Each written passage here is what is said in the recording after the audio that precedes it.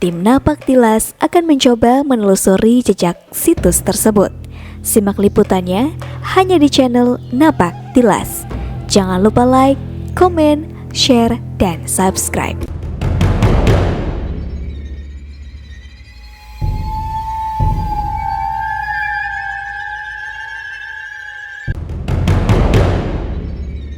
Sampurasun, salam sejahtera untuk kasadayana. Tepangkeun Abdi Haris, ahli metafisika yang berada di salah satu petilasan, salah satu buyut makam buyut Desa Garawangi. Desa Garawangi yang sekarang ini sudah pemekaran menjadi Desa Sumberjaya. Petilasan ini banyak mengandung manfaatnya untuk warga sekitar. Salah satu contohnya ketika kejadian krisis air tahun 2012, warga sekitar itu masih berkecukupan air, termasuk di sumur makom Pangeran Sapingi. Suasana sini banyak mengandung energi positif. Beberapa pesejarah di sini merasa nyaman dan merasa tenang ketika melakukan tirakat dan melakukan doa. Barangkali mau melihat keadaan sumurnya, sumber mata air.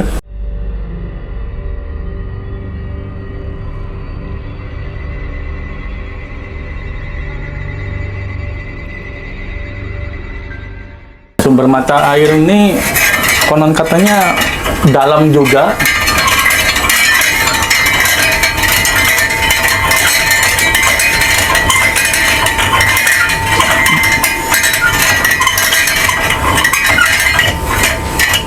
Ini salah satu sumber mata air di makom Buyut Sapingi yang dipergunakan oleh warga sekitar dan para pesejarah yang datang ke sini.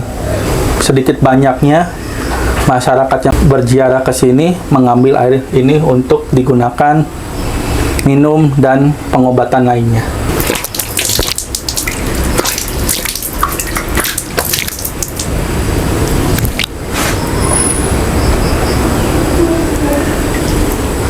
Dan dalamnya sumur ini sekitar 20 meter dan tidak pernah kekeringan sedikit sama sekali. Oke, sahabat Napak Tilas, konon katanya banyak peziarah yang datang ke sini dan memanfaatkan air ini untuk tujuan kesehatan, entah itu penyakit dan lain sebagainya. Dan konon katanya mata air ini juga adalah salah satu peninggalan dari Buyut Sapingi. Kita akan coba ya, seperti apa sih mata air dari peninggalan Buyut ini.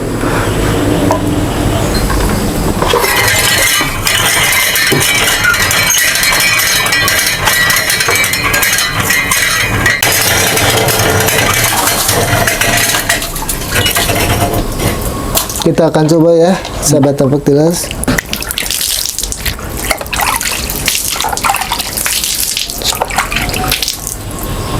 Ya, jadi rasa mata ini tuh cukup segar ya, yang saya rasakan. Saya sudah bersama anak Pak Kuncan, yaitu Kang Yang ya. Nanti beliau akan menyampaikan terkait dengan cerita sejarah, termasuk juga keunikan dari situs Buyut Pasarean Sapingi ya, yang berada di Desa Sumberjaya, Kecamatan Sumberjaya, Kabupaten Majalengka. Kang, boleh diceritakan ya ke sahabat Napak Tilas terkait dengan cerita atau sejarah atau pitutur dari situs Buyut Sapingi ini, Kang? Menurut sejarah dan menurut orang tua dulu, ini adalah masih ajudannya Sunan Gunung Jati. Jadi dia bertapak tilas di sini, yang dikenal dengan Buyut Pasarean. Pangeran Emir Mirah Wilata itu yang sebelah sana ya, itu bagus Kiai Sapingi itu sama aja yang itu. Nyai Ratu itu istrinya Pangeran Emir Mirah Wilata.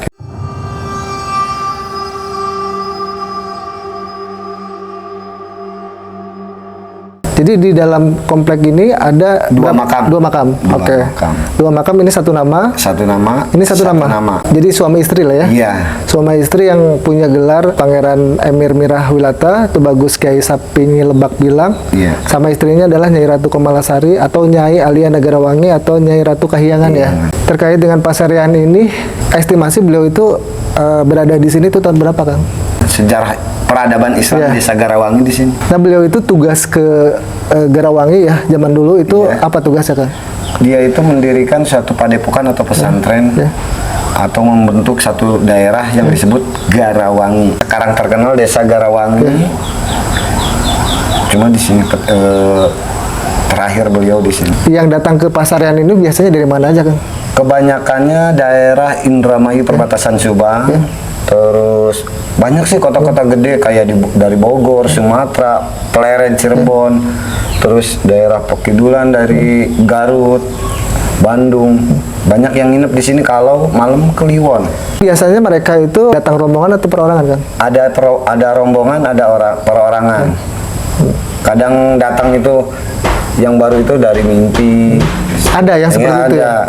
Dapat petunjuk lah atau Iya, dapat ya? petunjuk suruh tidur di sini. Yang paling jauh, Kang, itu dari mana, Kang? Kapal yang paling jauh pernah saya itu dari Bengkulu, Pak. Oh, kenapa itu tuh tiba-tiba datang ke sini untuk ini nginep? Dia itu melalui mimpi katanya kalau pengen apa tinggal ke sini datang nanti ada petunjuk.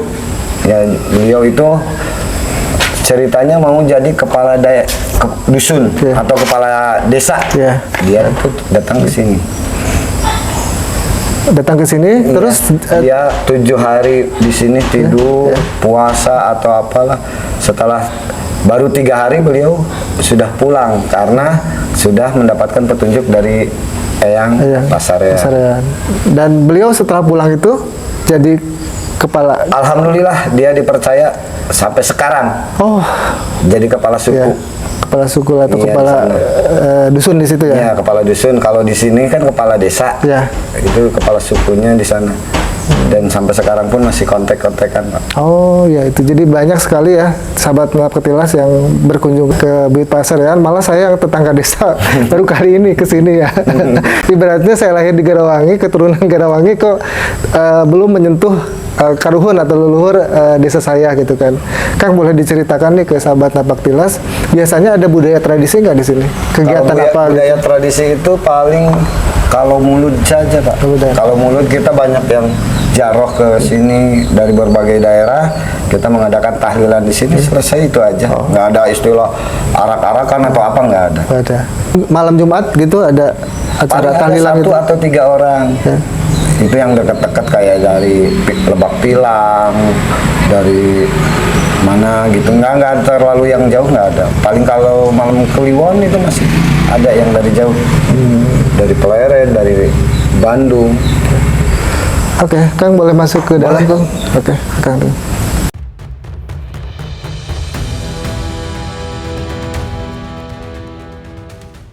Yang laki-laki, ini yang perempuan, Nyai Ratu.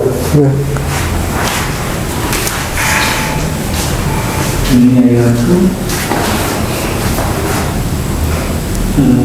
Suaminya ya. Itu tempat tidurnya sambil bantalnya. Tempat tidurnya? Kalau mau tidur boleh di sana katanya. Kalau mau nginep di sini tuh tidurnya kepalanya ke sini, Pak. Sobat Napak Tilas, kita bisa diukur apakah di sini memiliki medan magnetik.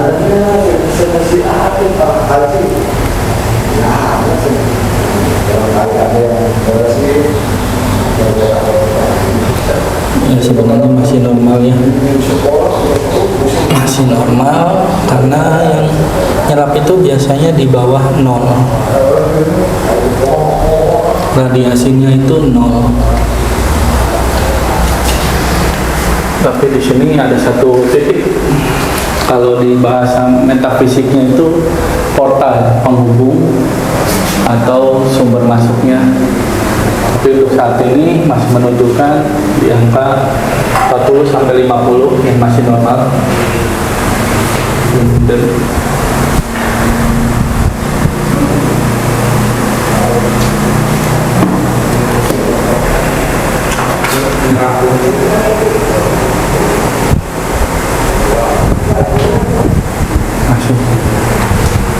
dinormalkan.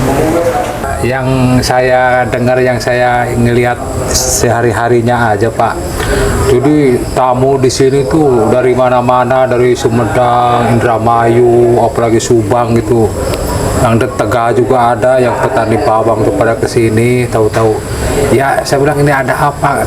Tak taunya ya katanya hadoroh ke sini, ada ilapat suruh di sini, suruh puasa, nyari istilahnya impian apa namanya di sini tahu ya. Itu mah kayak yang berhasil ya berhasil, ada impian, ada petunjuk. Yang enggak ya bukan miliknya ya banyak itu lagi. Ya di waktu Pak di sini tuh seminggu istilahnya nggak hasil tuh harus pulang gitu waktunya tuh. Kalau di sini kadang-kadang orang lagi pikirannya sumpah, usahanya lagi pada susah seret, kadang-kadang pada puasa di sini hadoroh di musola di sini tuh minta berkah, minta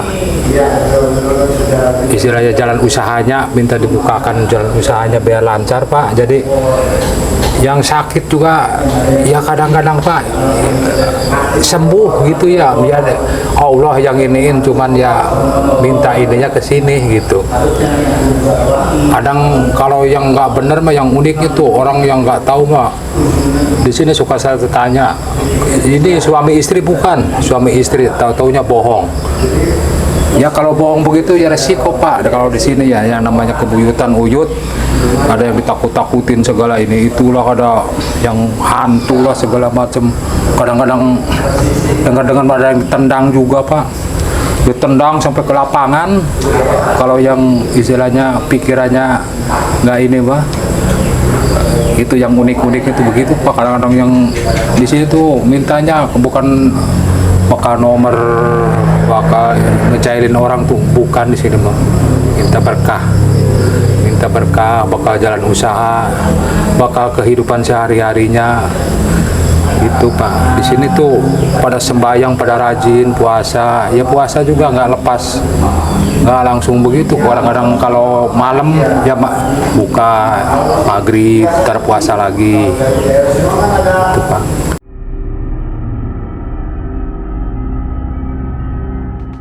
Biasanya sumur itu difungsikan untuk apa, Pak RT? Difungsikannya untuk pada minum Pak. Rata-rata pada dibawa bakal minum. Ya uniknya tuh biar musim kering di lingkungan pada kering semua di sini alhamdulillah. Kalau sumur uyut tuh nggak pernah kering. Padahal mah ukuran galiannya segitu, cuman paling 8 meteran. Ya unik itunya ke ininya begitu. Kadang-kadang pada berburu, ada keran, ada ini juga, pengennya manual aja, pada ngambilnya pada ini ke timba gitu. Pada dibawa, bakal dicampurin, bakal minum di rumah-rumahnya tuh. Diminum, dimasak dulu, dicampur sama ada air yang didangdang tuh. Yang pada mau istilahnya hajatan, mau ngawinin apa, kadang-kadang ya kesini dulu ininya gitu, nyari bakal apaan tuh, bakal masak katanya, bakal ini nyampurin masak begitu Pak. Ya ini mau alam ya yang suka tanya gitu Pak. Mau nanam padi, mau istilahnya mau selamatan kawinan, terus mau ya tahu mau gimana pada kesini gitu, tahu pada permisinya tuh. Apalagi kalau bulan mulut Pak, kalau bulan mulut tuh tiap hari tuh alhamdulillah ada aja tamu tuh. Ya cuman ya kesini tuh orang yang nggak pada kaya apa, jadi ada yang ngasih ke Pak Kuncen, kadang-kadang ada yang hatur nuhun aja ya banyak, makanya nggak ada kas nggak kayak yang lain, ngasihnya paling rokok sebungkus apa seikhlasnya tuh tambah pemalinya tuh itu Pak. Jadi nggak ditarget harus ngasih sekian tuh, nggak ada, dari dulunya nggak ada di sini tuh. Kalau di sini pantangannya gitu aja, jangan minta nomor, jangan bawa istri orang atau selingkuhan gitu, bakal Pak ini tuh di sini tuh emang patangan berat nggak boleh Pak ke sini. Yang nggak benar-benar tuh. Kalau di sini Pak, anehnya di sini banyak pohon-pohon yang gede Pak. Di depan situ aja pohon nunuk yang gede segede, kalau istilah kata sini Pak segede puting muding gitu ya. Kan doyongnya ke sini, tak taunya rubuhnya kan arahnya lain gitu kan, keanehannya gitu.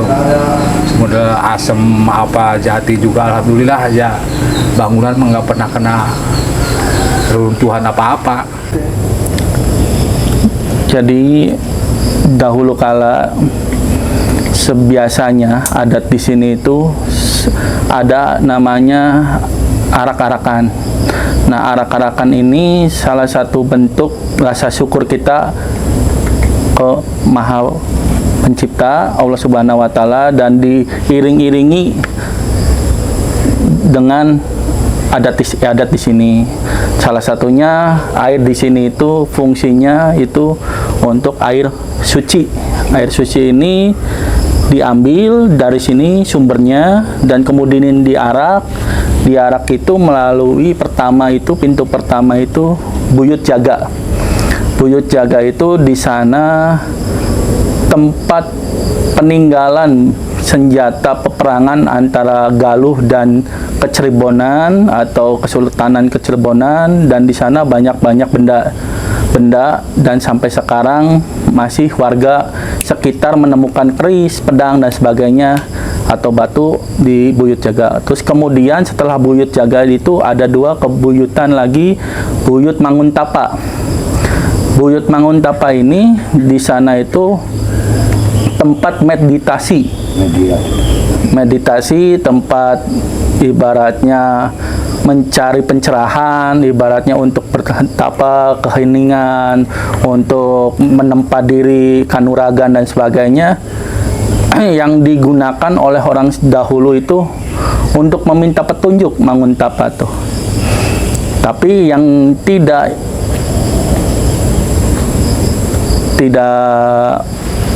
memiliki sifat buruk akan sebaliknya tidak diterima. Setelah Manguntapa langsung terakhir itu di kebuyutan Dayeuh Kolot. Kalau disebutnya itu pusaran tempat peristirahatan para raja-raja di Dayeuh Kolot itu. Nah, di situ juga ada satu makam di balai desanya situ, dan di situ puncak dari segala yang ada di kabuyutan di Sumberjaya dan Garawangi ini.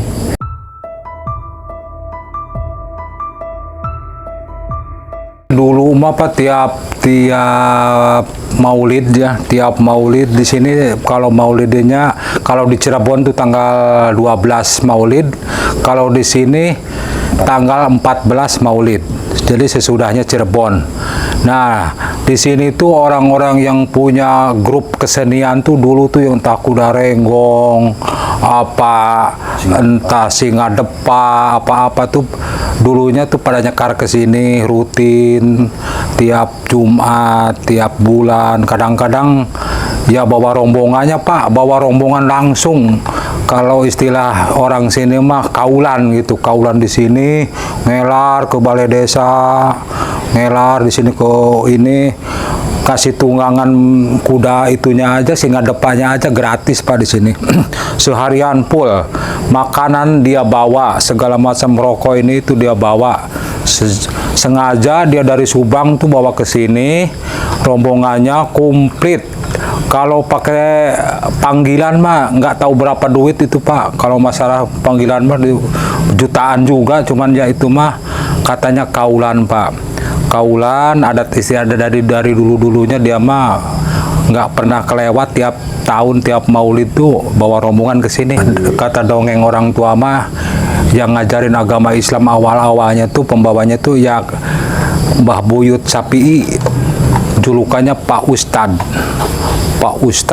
Buyut Sapi'i di sini tuh. Kalau Hadoroh ini itu perasaan ada di sampingnya. Dulunya Pak bangunan ini tuh sekelilingnya pohon-pohonan Pak semua nih. Sekelilingnya pohonan, adem Pak, kayak di AC kalau di sini dulu tuh. Makanya orang pada betah dari mana-mana nggak ada rasa gerah, nggak ada rasa panas, biar panas terik matahari, biar gak ini juga di sini tuh adem. Yang namanya Bukit Pasarean tuh emang kalau kata ininya mah Bakasare gitu, jadinya tempatnya enak adem gitu. Dulunya agak tertutup ini, cuman kata ada yang bilang tuh kalau agak tertutup takutnya ada orang jahat nginap apa gimana, nggak ketahuan gitu, jadi agak terbuka, agak kelihatan. Perbedaan dulu mah agak ya tempatnya di sekelilingin tembok bata, jadi agak gelap-gelap gitu Pak.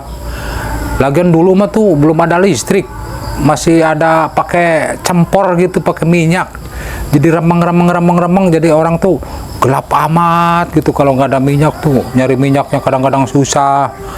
Kadang tamu pas malam-malam ke sini pas minyak habis, kasihan, jadi agak terbuka begini, jadi kelihatan gitu. Ada orang yang agak penakut mah takut, kadang-kadang balik lagi gitu, jadinya dibikin begini agak terbuka tuh. Ya begitu awal-awalnya tuh terlalu rapat gitu temboknya tuh.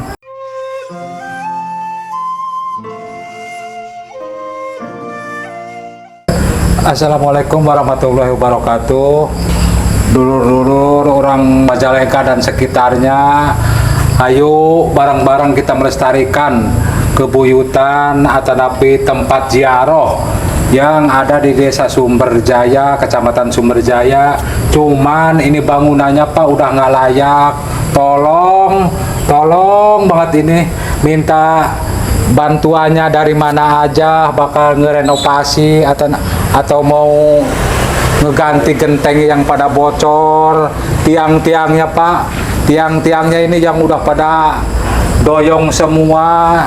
Tapi ya namanya di kampung Pak, nggak ada dana, nggak ada kas, nggak ada yang peduli. Nyari dana ke masyarakat, tahu sendiri masyarakat di kampung Pak, jangankan ratusan ribu, bakal makan sehari-hari aja, kadang-kadang pada ini nggak ada, ya begini aja jadinya bangunnya seadanya. Ada yang ngasih kayu agak mendingan ditempelin, ada yang ngasih semen sesak ditempelin. Tolong perhatikan ini bangunan, istilah bangunan Mbah Buyut Sapi'i, tempat ziarah, tempat berdoa seluruh warga Sumberjaya dan sekitarnya. Ya yang udah nggak layak begini. Maunya saya tuh sebagai ketua lingkungan di sini Pak, pengen direnovasi, pengen agak bersih lah, agak layak gitu. Ubin aja udah pada pecah, tembok begini udah nggak layak Pak, udah pada nyoplok, udah puluhan tahun begini.